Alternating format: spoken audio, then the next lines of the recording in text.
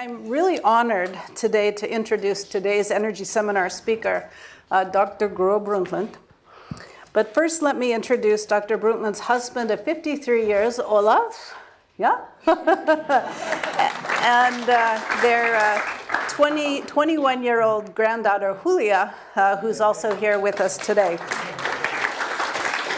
So Gro spent 10 years as a physician and scientist before spending 20 years in public office. She became the first female and the youngest prime minister of Norway. Today, she is the deputy chair of the Elders, an independent group founded by Nelson Mandela with 10 global leaders of such stature that they can create change by boldly voicing solutions to seemingly intractable problems. Here at Stanford, Gro is the Mimi and Peter E. Haas Distinguished Visitor for the spring of 2014. The program brings to Stanford individuals who have significant public impact both in the United States and globally. And she'll be here for about another 3.5 weeks, so if you're interested in her agenda, I believe that you can find that on the Haas School or the Haas program website. So I encourage you to look at that.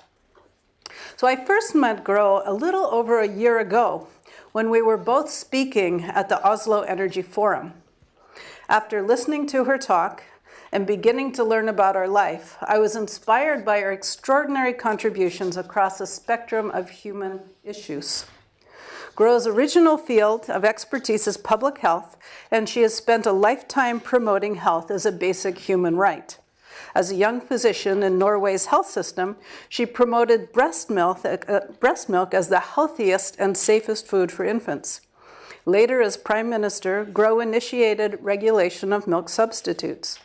A continuous focus on this issue since the 60s has put Norway in the lead on international statistics on the prevalence of breastfeeding. In the 1980s, Gro led the UN World Commission of Environment and Development to address some of the world's greatest concerns. This commission established the first international consensus that people have the right to knowledge and services necessary to plan their families. As Director General of the World Health Organization, she waged a campaign against the glamorization and subsidizing of tobacco. In addition, the organization quickly identified and struck down SARS, a new and unidentified viral disease. Under Gro's leadership, the World Health Organization also established the Global Fund to fight AIDS, tuberculosis, and malaria, and built the Alliance to Vaccinate Children globally, the successes of which many of you are familiar. As for the environment, Gro began working on these issues at a time when people cared very little about them. Yet she went on to create visible improvements in air and water quality across much of the world. As Norway's Minister for the Environment, Gro passed tough laws on air and water pollution, pushed international action against acid rain, and passed a carbon tax on oil production from the Norwegian continental shelf. That tax created an international outcry, but she stood her ground and insisted that such a policy was absolutely necessary, but not just in Norway, but across the world. The World Commission that Gro chaired warned very clearly about the dangers of climate change and laid the groundwork for convening the 1992 Earth Summit in Rio de Janeiro. For the past 10 years, Gro continues her work in this area as a special envoy for the UN Secretary General on Climate. The concept of sustainable development is also insufferable from Gro's contributions. The World Commission produced a report entitled Our Common Future, which is also known as the Brundtland Report. This work formulated the concept of sustainable development and coined one of the most oft-quoted definitions of this term: development that meets the needs of the present without compromising the ability of the future generation to meet their own needs. Gro established the need to address this tension in a holistic, interdisciplinary way. She continues her work today as a member of the UN's Panel on Global Sustainability. In addition to public health, the environment, and sustainable development, Gro has also made enormous contributions to world peace and conflict resolution, human rights, equal opportunities for women, but time does not allow me to describe these. Instead, what we might learn from Gro today and at other opportunities this spring is that her actions on all of these issues share a common ground. She bases her positions on the relevant facts and her core values. Her confidence in evidence and ethics leaves her unafraid to take on big issues, often in the face of the greatest opposition. Gro has also recognized that many connections among us as humans, communities, societies, and the environment we live in. As she once famously said during a heated debate in the Norwegian parliament, yes, all indeed is linked to everything else. From this holistic view, she was able to build alliances, both public and private, across academic disciplines, as well as political, philosophical, and geographic boundaries, to make the world that she and we live in a better place. So without further delay, I present to you Dr. Gro Brundtland.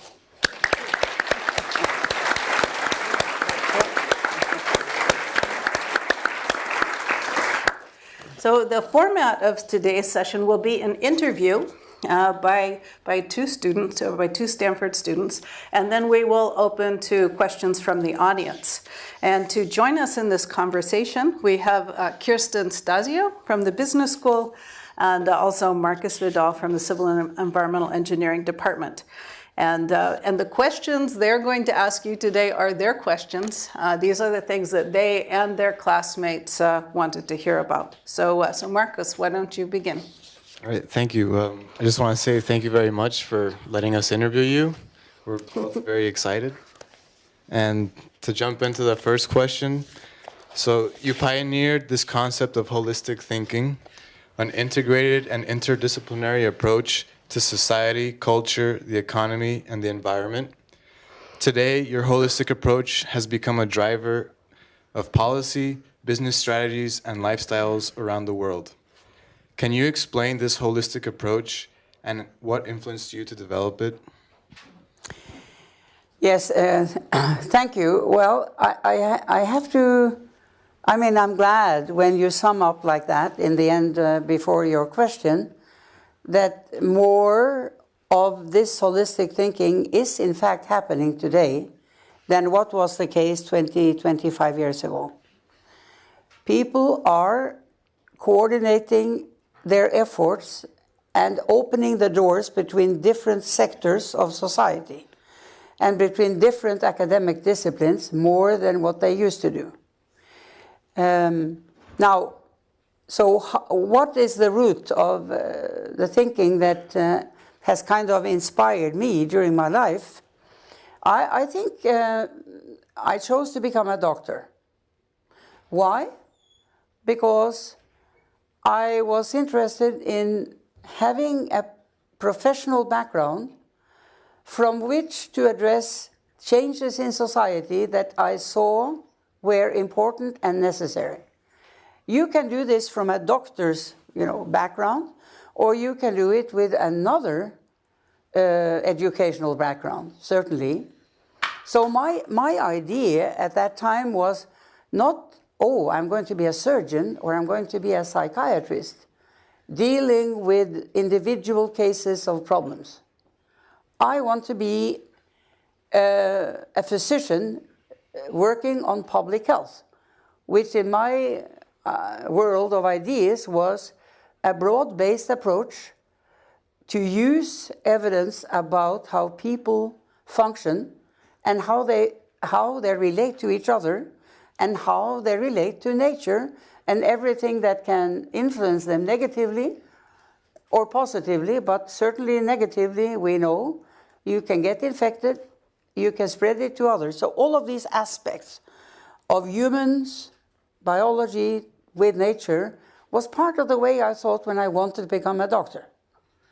Now then, as I moved on to Harvard School of Public Health, directly after my University of Oslo medical school education, I was focusing on environmental issues, which we hadn't learned much about back in 1957 to 63 when I was a young student. Not much. But here, there was pollution already. There was traffic congestion here in the US.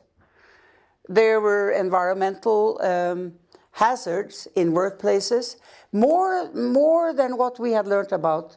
So in a way, I was 10 years ahead of my peers when I came back, having learned about what has already been happening here. And I will never forget Ralph Nader, Unsafe at Any Speed, because that was also that year very high on the agenda here. Now, I moved on into the Norwegian Public Health Service and worked on many issues, including those that Sally here was mentioning. And then, and they were broad. They were sexual education for in schools, family planning. It was promoting breastfeeding to the benefit of both mother and child. And it was cancer prevention, many things. Then one day I was asked to come to the Prime Minister's office.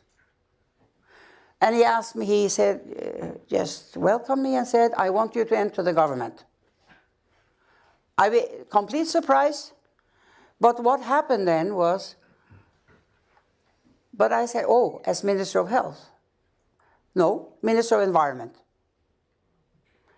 He said, because I don't want a professional to be leading the ministry of his or her own profession.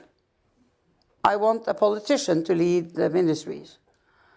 For me, it was an opening space, to use my public health background and then to widen the whole perspective into the totality of nature and environment, which I, at the outset, really had been interested in.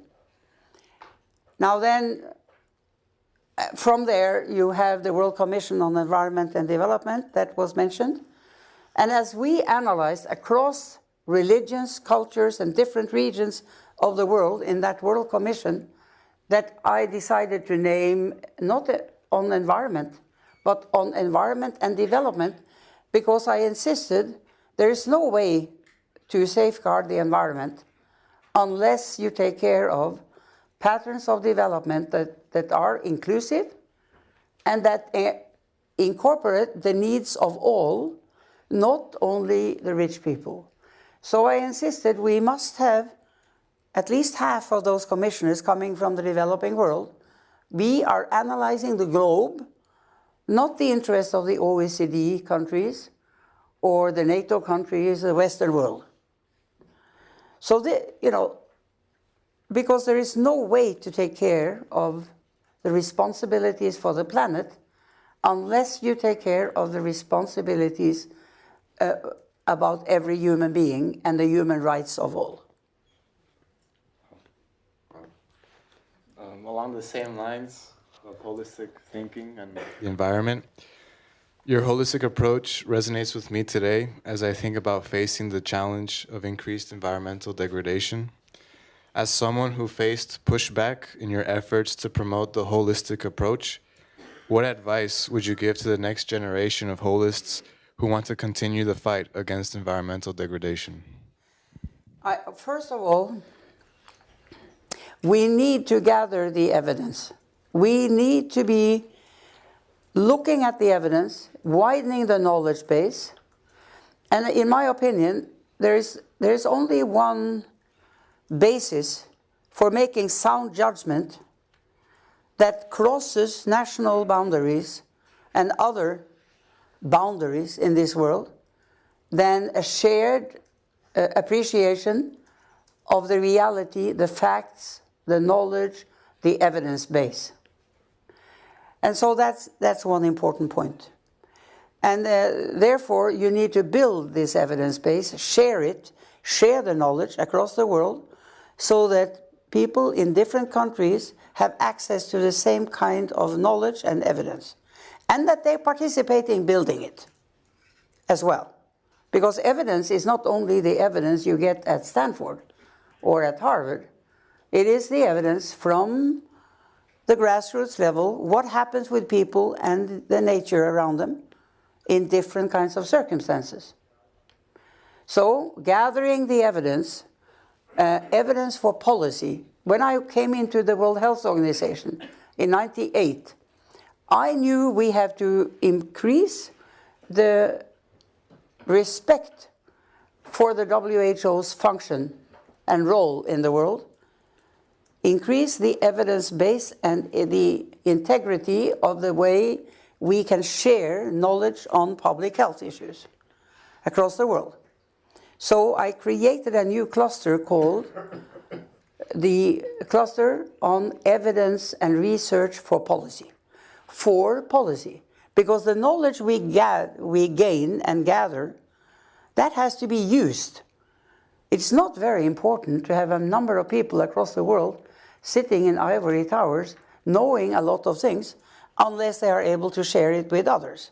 So we can increase the total body of understanding across the world and the total awareness. And that's the second point. Without that knowledge, it's hard to have awareness as well. And unless you have increased awareness and more civil society understanding and active approaches about what needs to be done, so that again is very close to the educational area. Unless we educate people in our democracies, and happily more and more countries are now becoming democracies.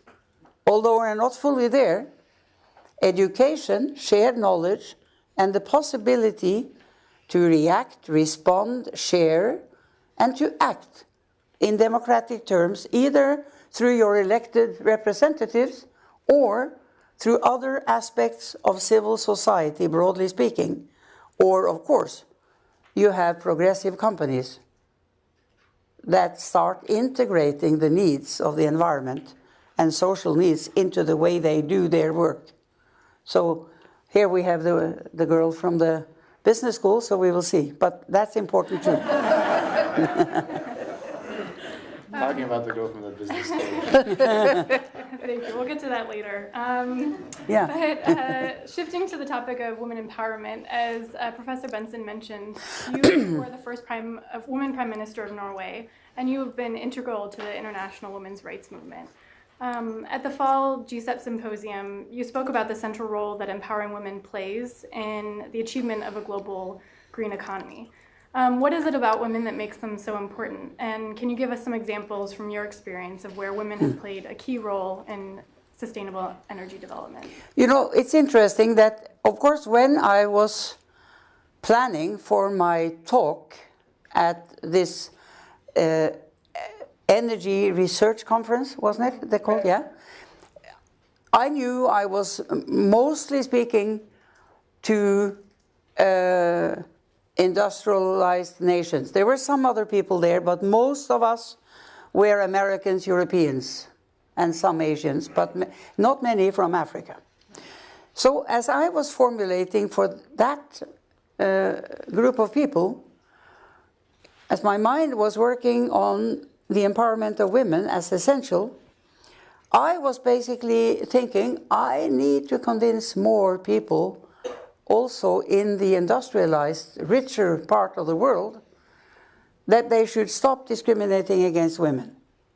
Because it's important in our own societies for the growth and prosperity and the way we function in our economies that we use the people, and the people are educated, and half of them are women, half men. So the more women who have an opportunity, also in working life, the better. When you then turn your attention to what happens in poor countries and in big parts of the developing world, then women are key in most families and local community environments. They determine much of what happens. The way where and the way they get water, how they treat the water, how they cook the food, they even grow the food. And the men are not always as active. You know, when you study many of these types of communities, they take women for granted as the one that is taking care of the family, the children, getting the water, even assembling the firewood or whatever they use to cook their meals. God knows what the men are doing in many places, really. Sometimes they use the money that the poor women have earned from selling some of what they have been able to produce in terms of vegetables, spending them on the closest beer bar, you know. No, but I'm really serious. The more we see now, unless we are able to educate, to promote women and their roles in so many societies across the world, we are really losing out on the next generations of children and grandchildren. Sometimes unbelievable. So, because they are the people who deal with the agriculture, in fact, you know, in the small farming around where they live. And women are not always given the opportunity. Now, this is the food and water and energy, food and water chain, I'm thinking now. Energy is crucial for sustainable development. If you are using some kind of fluid to make even light in the house, using coal or something close to it to cook the food, people get sick. The woman, first of all, the mother, the baby on her back, sitting there while the mother is stirring the pots.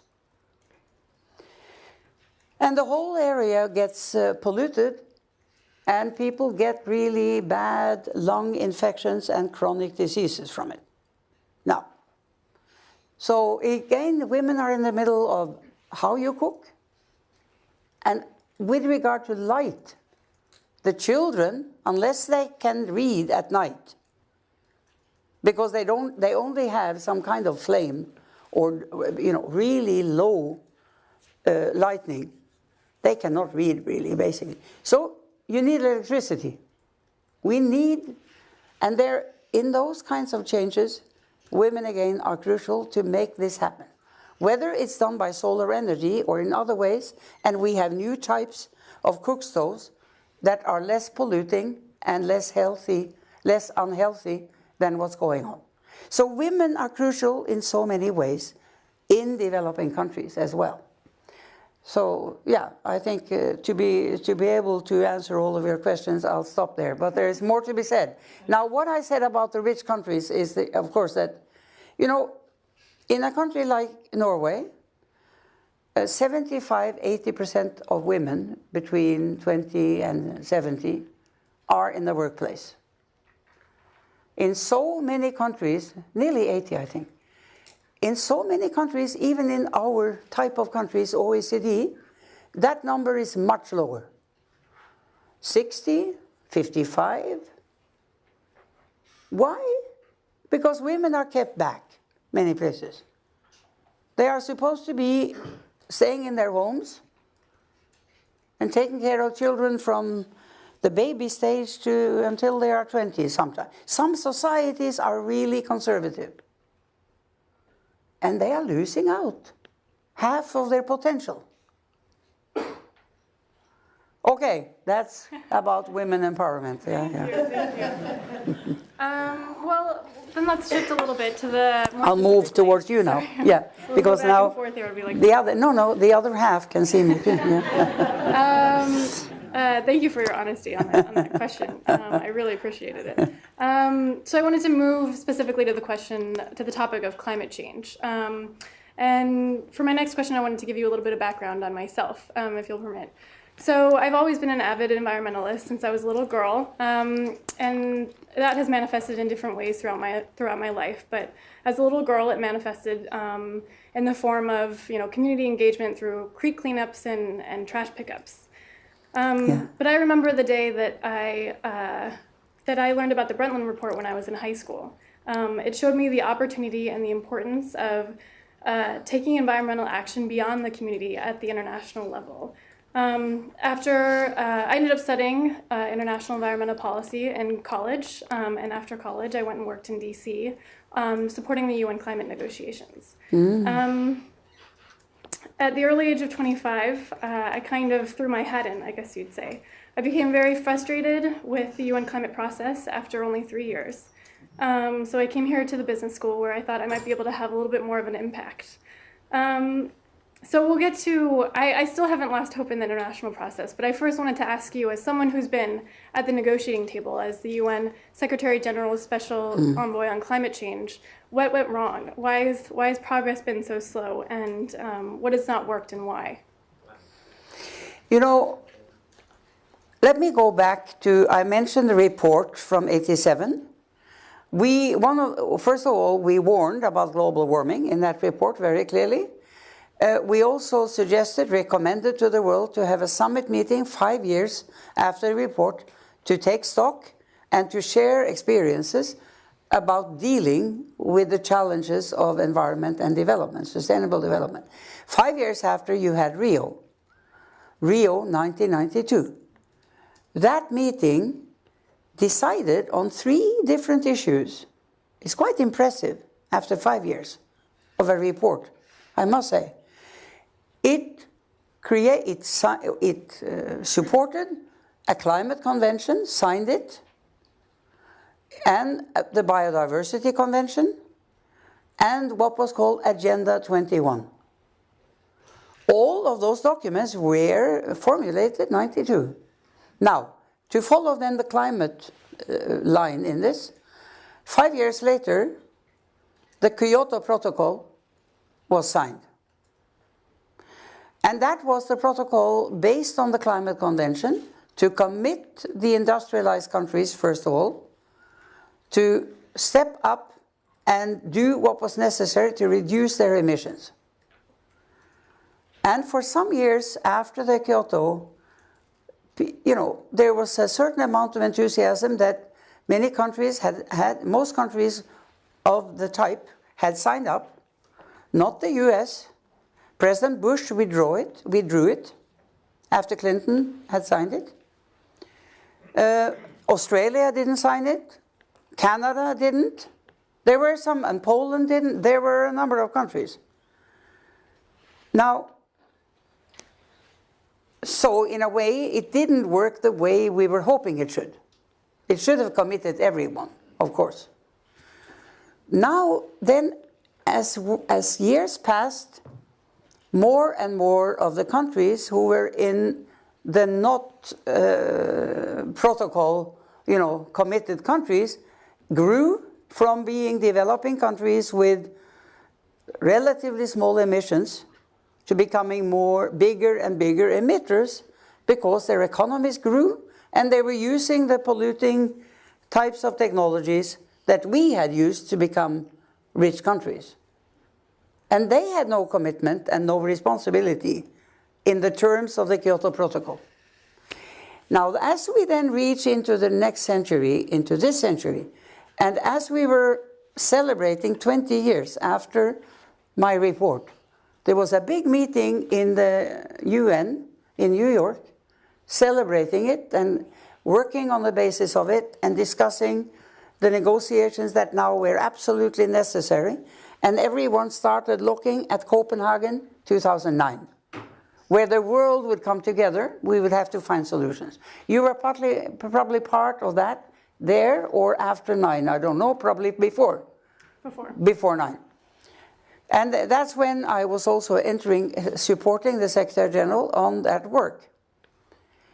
But you know, I called government leaders, presidents and prime ministers, on behalf of the Secretary General. And I don't need to say exactly who I spoke to, but some of those I spoke to were very close to the US in distance, I mean neighboring countries. And they were basically, the Prime Minister was saying to me, you know, well, first of all, I'm not so sure about the science.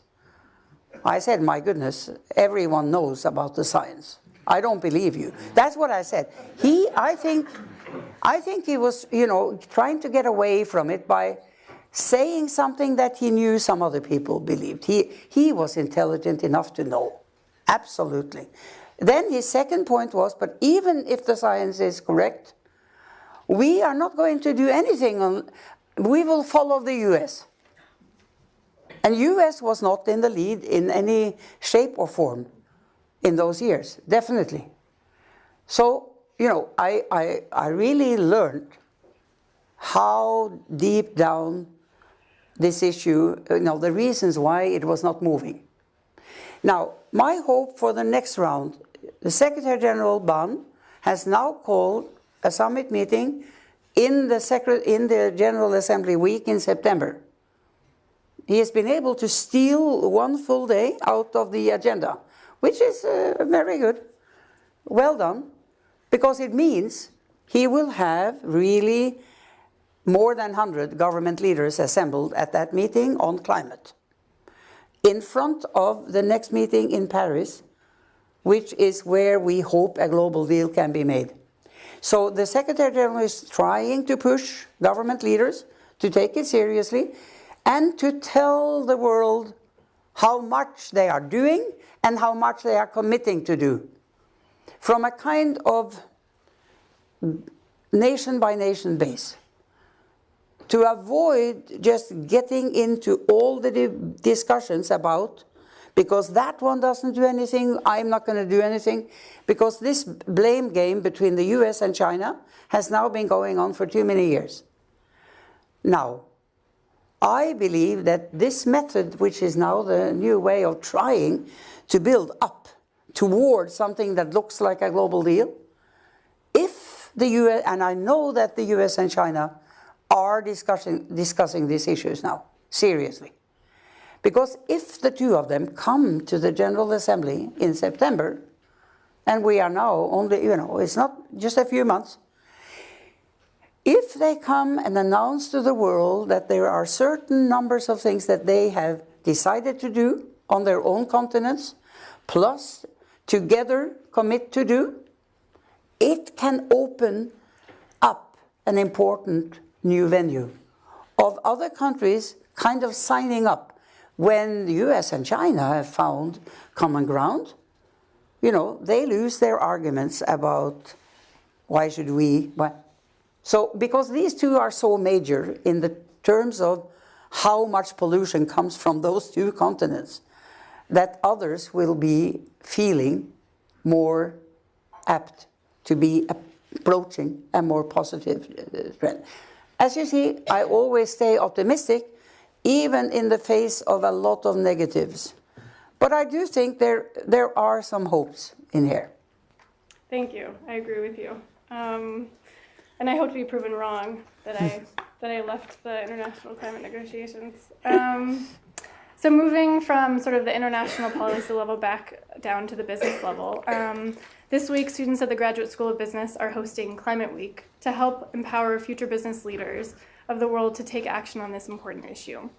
How does the private sector factor into the solution, and how would you make the case to a business that acting on climate change should be part of their bottom line? Mm-hmm.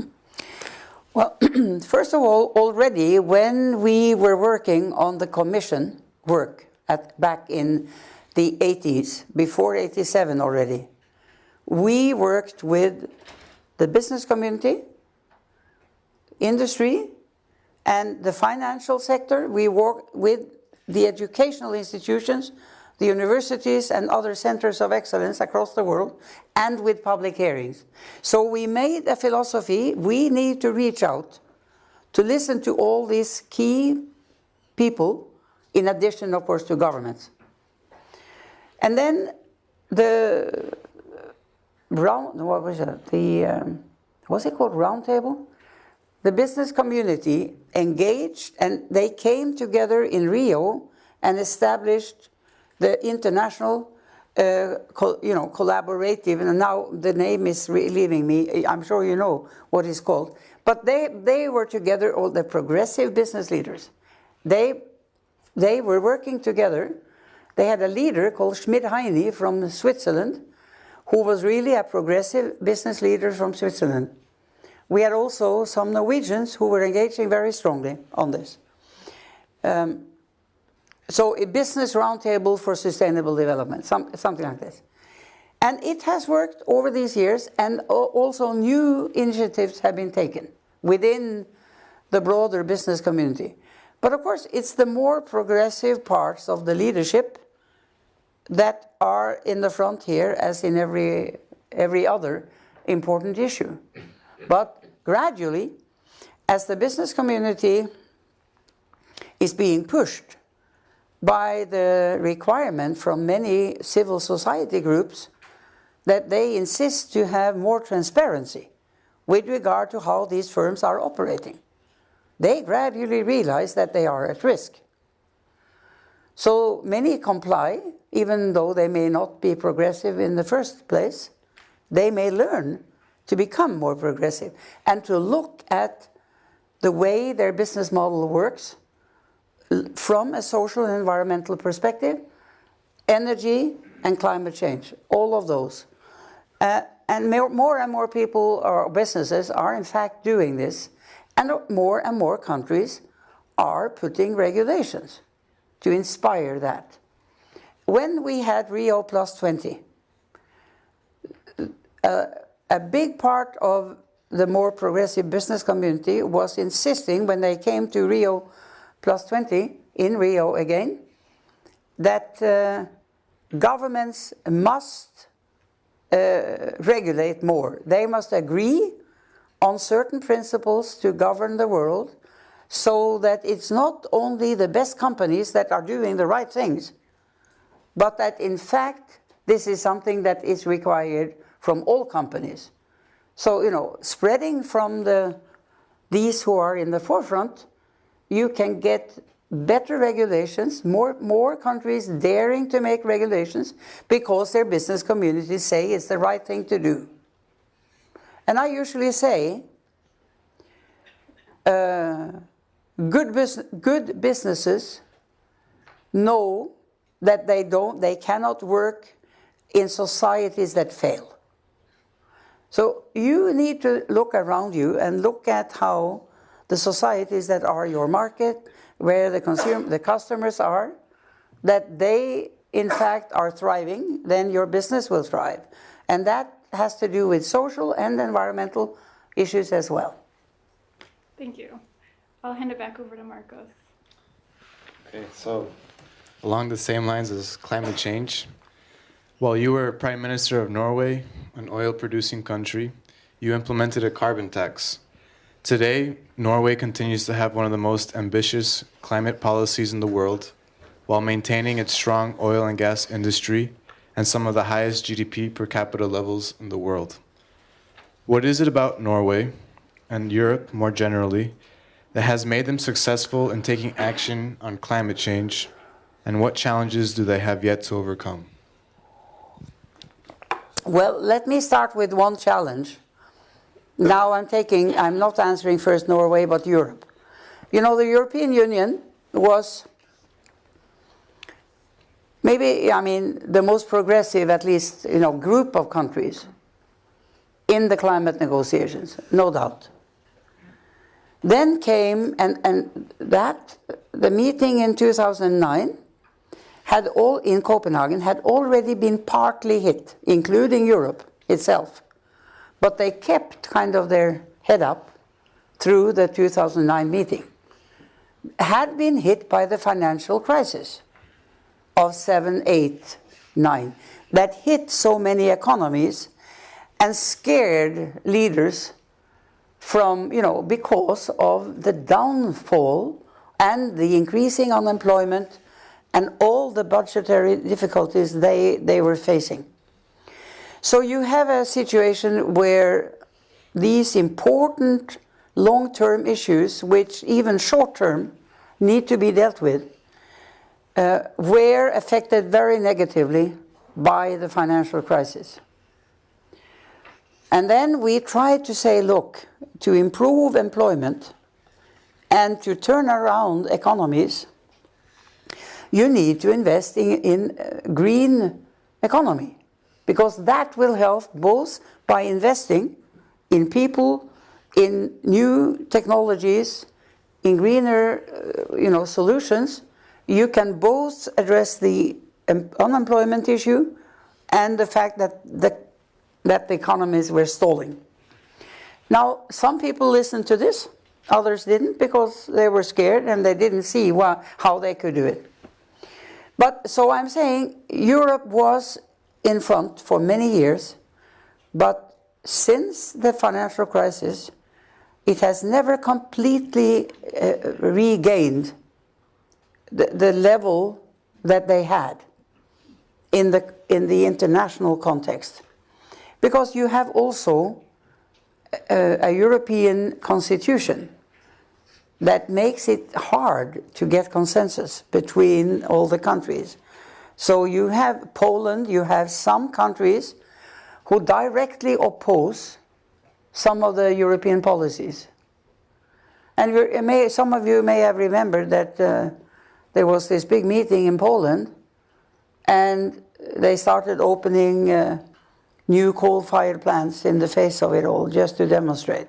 Now, it just illustrates that even Europe, has trouble. However, is far ahead of the U.S. So don't worry about that. But Norway, then Norway is. It's easier, I think, to run a country of 5 million people, which is basically homogeneous, where we have small differences between people, because we've had a policy to promote that kind of situation. It's easier to have the Norwegian people vote behind policies that are progressive. Whether it is policies to say we are going to give 1% of our GDP, which is quite a sum, to development efforts or to climate change efforts, to peace initiatives and all that we use our so-called ODA money for. It is possible, although there was an outcry, as you said, Sally, when I said, look, we are going to have a real CO2 tax on the continental shelf. The scream was from the oil companies, of course, but it was also from the conservative side of the rostrum in the parliament, and it was internationally from countries that were exporting oil. And they are quite a number. The Gulf states, Venezuela, a number of others.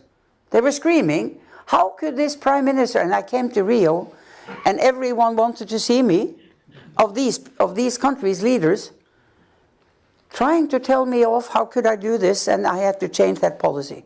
No way. That's what we all have to do. And what has happened on the Norwegian continental shelf? Due to that policy that was put in place in 1990. Well, it has driven the companies to find new technical solutions which were not available that year or the year after when that was introduced. So the emissions per ton of oil or per barrel is much lower than in other parts of the world continental shelves, because they sought solutions that would reduce the taxation on their emissions. It's very simple. Pricing, pricing, avoiding subsidies, putting price on whatever is negative, that helps. Oh, I remember back in the commission, I had a very nice former EPA director, Bill Ruckelshaus. I think he lives in Seattle still. I met him a couple of years ago. He was a wonderful human being, and we all agreed on the recommendations of the Commission. But when we asked him, is there hope that in the US, that you can have some more serious prices on energy, on gasoline, for instance? Oh, no way. And it was not that he himself did not believe. It was the politician, having been in EPA, I mean, the administrator, but knowing the American scene, he told us in no uncertain terms, it's not going to happen. And it has been, it still is half price compared to Europe. Maybe it was even 2.5 times back in the 1980s. But it certainly shows how difficult it can be, depending on country, depending on the political atmosphere, depending on many things. Now I forgot the question. You answered it. You know, I mean, there may be a little extra part to it. I'm not sure. You got it all. Okay, thank you, thank you. So we'll go ahead and close it up with the last question so we can open it up to Q&A. Yeah. I want to talk to you a little bit about your UN elder, your position, your title as a UN elder, as Professor Benson mentioned. It seems like a very mysterious title to Marcos and me. When we hear it, we think of, you know, Lord of the Rings, you out there fighting the dark forces of environmental degradation. So what exactly does it mean to be a UN elder? Yeah. And what have you accomplished? Now, let me say, you know, it was interesting for me. I saw that question, UN elder. And I said to myself, it's not strange that people interpret it that way. Several of us have UN backgrounds, have worked on the UN. Kofi Annan is now our chair. I am the deputy. It used to be Desmond Tutu, Archbishop of South Africa, who was very close to Nelson Mandela. So Nelson Mandela asked Desmond Tutu to become our first chair. And we all applauded, the 10 of us who were brought together by Nelson Mandela. We are an NGO. We are not UN. We are independent people, all of us. We have sources of funding that are independent, have nothing to do with the UN. So the people who are supporting us are kind of paying $500,000 or $1 million a year, and there are like 5, 10 of them, which is enough to keep that organization running. We have a secretariat in London with a CEO that used to be in the International Commission or something of the Vatican State. So she is herself a Catholic, yes, but she is a human rights, peace person who has been working on humanitarian issues for 20, 25 years. She's our CEO. Now, we had got 2 mandates, kind of, from Mandela. One is try to do what you can as independent leaders who can speak out without having no instruction from anyone. You can speak, he said also, truth to power. Okay. But we don't always do that as, you know, we are not doing that just to do it. We do it when we have to. Trying to help overcome seemingly intractable conflicts. There are so many of those across the world. And when we looked at the globe and we made our selection of where to put our efforts, we chose the Middle East as number 1 among the conflict areas in the world. There were others, Sudan, Zimbabwe at that time, several years ago, was really a yes. And also Kenya, after their election, had trouble. Kofi Annan was in there as one of our members, trying to help. And now we are working on Myanmar, which now has changed from a military dictatorship into stepwise approaches to create democracy. They still have conflicts. They even have, civil conflicts and some military activities going on, and they haven't signed a peace treaty yet. Those are trying to overcome conflict and work for peace, overcoming conflict. The other half is human rights, broadly speaking. Where are human rights threatened? And where do they need to be promoted more than anywhere else? And within that, we have seen that discrimination against women is still more than I even knew when we started analyzing that issue in the years between 7 and 10.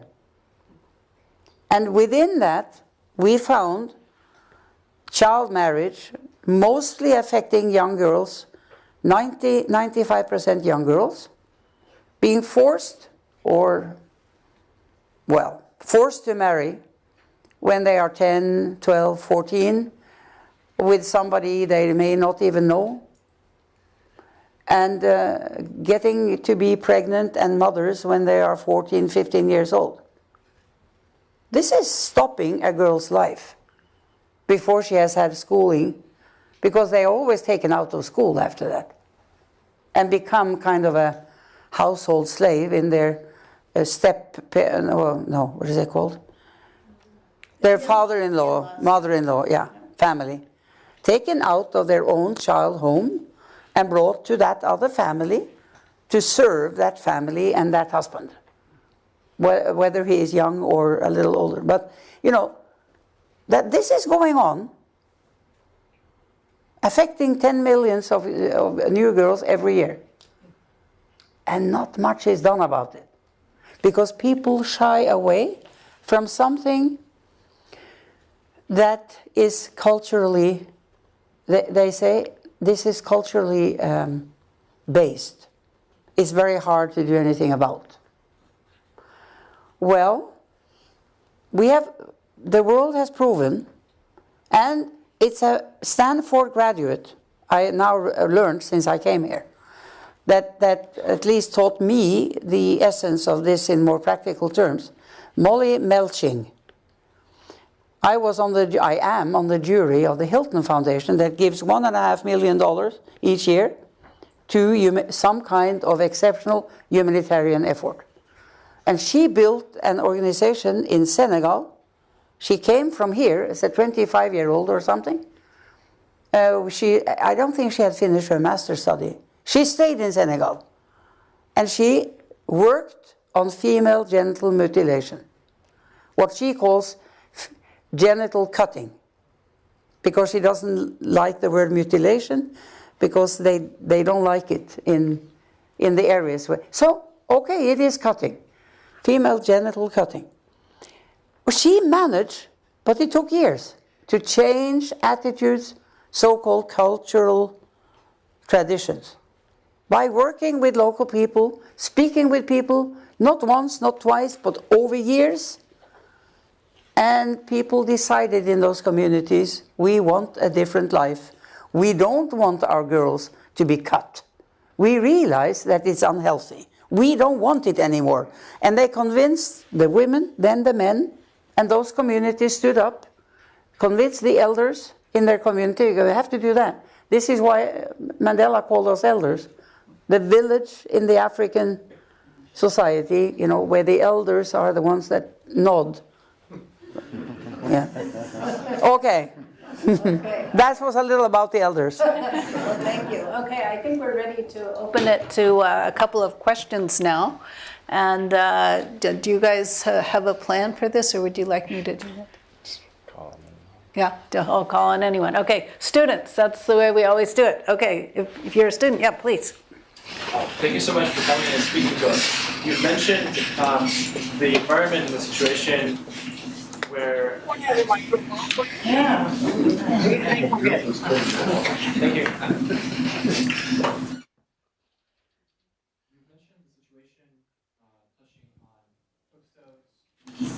Off-grid electrification and relating to the environment of women. Could you tell us more about what we can do from here to help that? Maybe you want to repeat it. Okay, so you mentioned cook stoves. Maybe I can bring it together. Yeah. This seems a situation where under one roof you have some health, some energy, some climate change, and some social equality. And environmental issues, yeah. So what can we do from here to tackle this one roof with so many problems? Yeah, what can we do? Norway has been actively promoting the building of alliances across both countries and NGOs, foundations, to tackle major issues like these, to help tackle. So, for instance, there is an alliance, a global alliance, to build cook stoves, to overcome these health and other dangerous issues. And so supporting or working with that kind of alliance is one way of contributing to this area. There are others such examples. We have the Secretary General has announced energy for all as an important goal for the coming 25 years or so. 20, yeah. So that means energy for all means we know that everyone should have access to energy wherever they live across the globe by 2030. Now it means in practice electricity, but it is energy for all. But when you look, everyone needs electricity in some way or form. Then to reach that goal, because you have the climate and the challenge of sustainable development, and this is going on at the same, more people need more energy spread to people who don't have it. So we have to increase by 50% the efficiency of the use of energy in those same years. So now it's 15 years until 30, and have renewable energy increase by at least 50%.